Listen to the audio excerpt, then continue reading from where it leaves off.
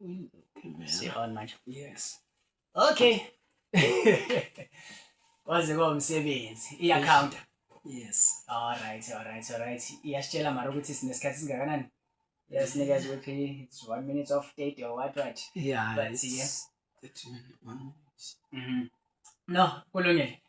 Asiqale. Igama uLebohang and Babarata ngisekhuwa. Barekina Mr. Eli B WHAG, of course. Hello and welcome to it.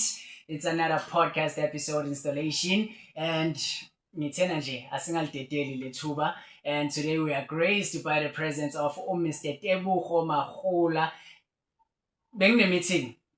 So sithe sene meeting kanjalo ngathi cha mina vele ngusomathuba, mina ngu-opportunist. So ngathi hayi ngiyakutshontsha but ninjani mhlawumbe nje asiqale lapho greeting our viewers. Greetings at home in the name of our Lord Jesus Christ. Amen. Tebogo Magula isibongo. Now I'm happy to be here. Amen. Hayi kujabula thina ukuthi nje uvume mangithi nasizame lento as much as kusazoba namanye ama-opportunities ukuthi mina nawe sihlale and have such conversations nje like kuningi engathi sizokucosha emqondweni wakho through i-journey yakho nezinto nje osuke waba exposed kuzona. Kodwa namhlanje sithe busy sidiscussa izinto besidiscussa. Kwakhona into engifikelayo indaba yokuseva as a leader. Yes. Just to give a bit of context, ngikwi-position currently empilweni yami whereby I'm in a leadership position. Yes. Kuthi kunjalo mina all along I've been so used to ukuseva other leaders. So now nginale challenge mangilokho ngiphusha wona umsebenzi ukuthi yazi kahle there's quite a lot of things ezilindeleke ngakumina as a leader, and I still move like a servant. Yes, indeed. Just to bring something briefly. Yeah. Leadership, it's a very interesting what you call role, but it's very challenging. What to again, we need to take it very simple because that's what we were born for. Actually, because the Bible says from the book of Genesis chapter 1 verse 26, man when he was created and formed and made and done and dusted, he was designed to be a leader. So it's in our nature to be a leader. It's simple as not allowing ourselves to be powerful as individually, but empowering each other. To be a leader is or a servant. It's not being powerful alone, but is to empowering. It's in empowering each other. It's not all about impressing each other, but it's working on a purpose. To be purposeful. So that's why I'm saying to you, it's very challenging. There's a thin line. As a leader, you must be very, very careful. As I'm saying, it's in our nature. And we were designed to be a leader. Now, the Bible says, uNkulunkulu created us and said, let them have dominion. A word dominion means a leader, means mastering. Hebrew. It means mastering. And once you master something, or once you master something in the area of your gift, that's when you become a leader. That's being a leader. Being a leader it comes in mastering, and mastering something, you are exercising a dominion. Because as a human being, uNkulunkulu has given us certain gifts, and one of that gift why identifier empilweni yakho wayibona mastering in that gift, you are leading. It's simple as that. You ayikho complicated. But Eli is saying, what is it that you have been given by God, and master that thing. Once you master that thing, ngiyakutshela mfethu, you will go very far, because that's to be a leader.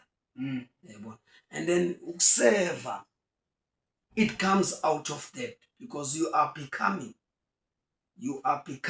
that what you were designed to be, no matter that's what you were born for.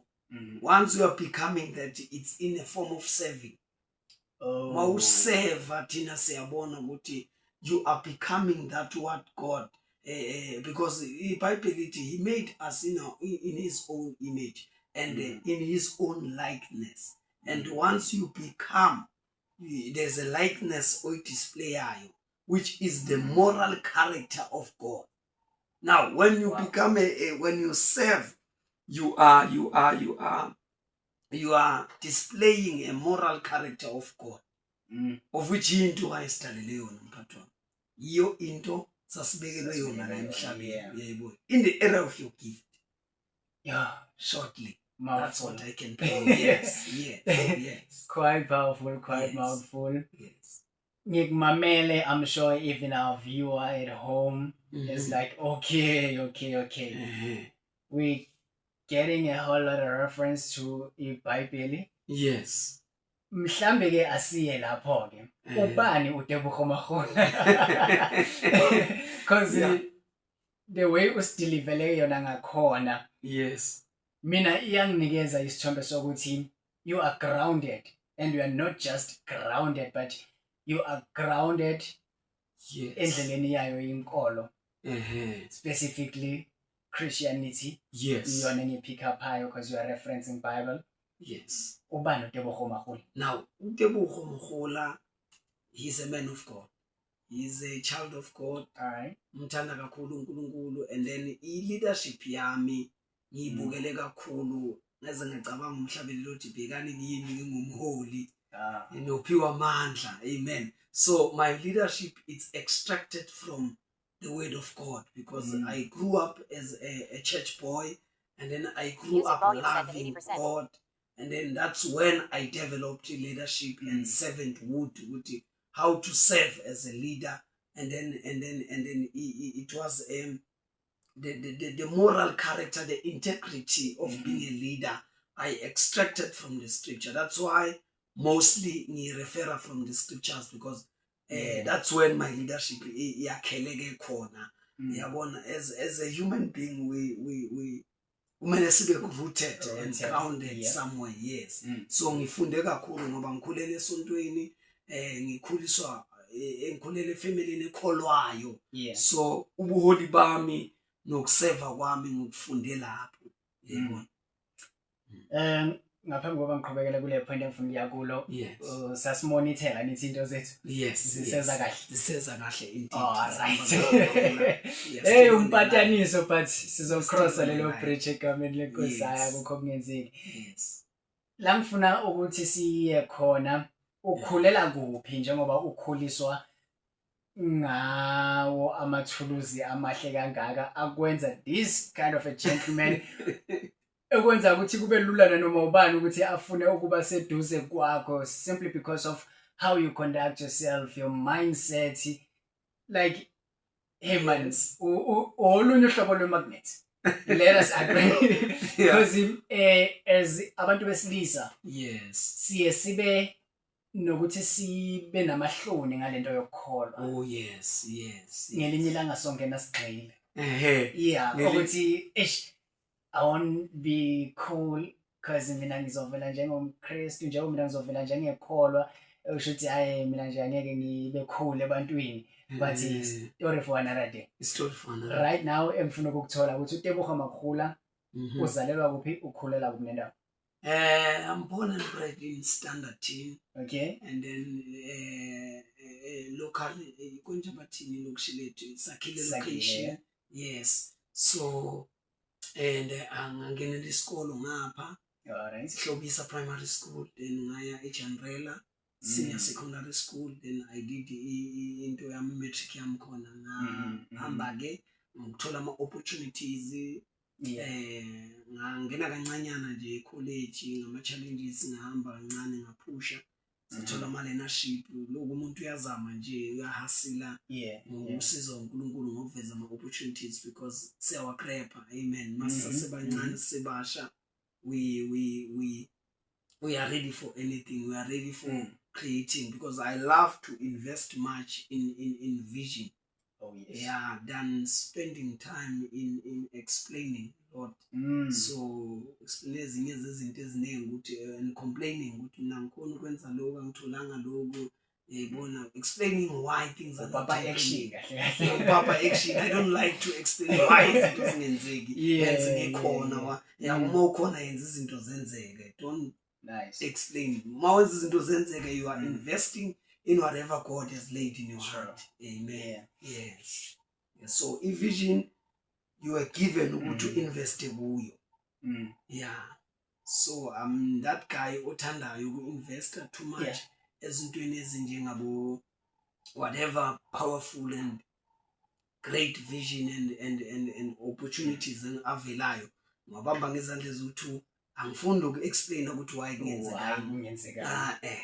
I'm not that guy. Yazi mawuveza lokho, you remind me of omunye wabaholi okanye omunye wababizelwe kuyo lento le ministry. Brother Sipho Radebe. Yes. Cha naye ngisazoke ngilithole nje ithuba nje ngizolenza nje ukuthi ngihlale naye one day. Yikho ngithi yabona manje njengoba sengizama ake ngiyekele ukusebenzisa amagama doubt. Ake ngithi ngihleli nenceke yonke bese ilanguage yami bese kantengentenge kanje. Amen. Njengoba ngirevive yona i-podcast lena.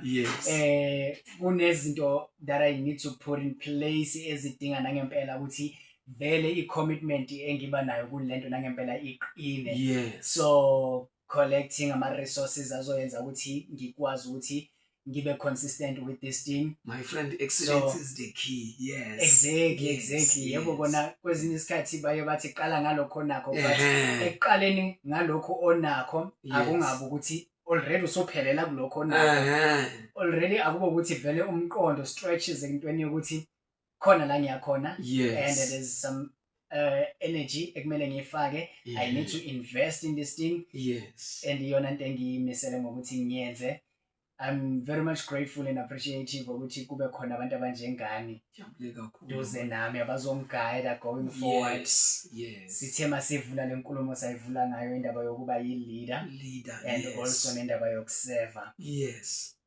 Uthi nginesifiso sokuthi at least once or twice a month ngingahlala nawe on this platform. Sithi nje ukudecoder some of the topics, some of our subjects athize sinabe ngawo. For sure. So we'll have a very interesting topics in terms of leadership, in terms of how we ihlangana kanjani inkolo nempilo zethu, how to be proper leaders, man, so that you see achieve a lot of things nezinto esingazitholi because of leadership. So nokungabi nozinzo kunene kahle kahle okusiphunyukayo. Ngisazondlala nje nginabe ngejini yami nokuthi ngikhutshwe kuphi kuyo lento yenkolo, njengoba sengikholwa from the distance sengingayitholi ngikulento leyo ukuthi ngihlanganele as much as now and then ngiyafika ukuthi I miss the praise and worship moment, but kukhona nje ukukhubeka ezinye zezinto lezi engithemba ngihlangana nawe ngathi okay kusho ukuthi uNkulunkulu khona okuthize kahle afuna ukukhuluma nami. Kungewena kuphela leaders okanye ministers like Pastor Knox abakhona empilweni yami, Pastor Sipho Radebe. Ngithi ngibathe ngiyabaleka uNkulunkulu athi manje sukupastor. No, futhi asibonge kakhulu. I'm definitely looking forward to many of these. Ekungukuthi nginethemba lokuthi they will also add value empilweni zalabo abazoyithola bathamele yona i-content yethu. So brother, ngibonge nje isikhathi sakho for today. Until next time, ngicela nje uphile ube kahle, uNkulunkulu aqhubeka kubusise. Mhlambe uPastor semthola kuphi kulabo mhlambe abakhona la standard thona abazoyithola babukele le video ngokhonza. Amen. I'm part of pastors fraternity assistant to Mlikwa. I'm running a church, Mighty Grace of God Worship Center. Situated extension 2. Okwamanje sise extension 2 around Jimose extension 2 or mangabe unesifiso sokuhlanganyela nathi. You can call me on 0817543661. So ne WhatsApp ikhona lapho we can communicate, nginika ama direction la sihlanganyela khona elokishini extension 2. Siyabonga kakhulu. Ngiyabonga mphathi. Shuthi impela abafundisi bakuthandile kunento esihlanganisayo, kunento esisondeza. Sengize ngikhathele nokubaleka. Sengize ngikhathele nokubaleka. Okay. Let me. Yes. Ladies and gents, until next time, please uphuza amanzi uzoba grand umntana sekhaya. Love and light, peace and blessings. Boom. Thank you.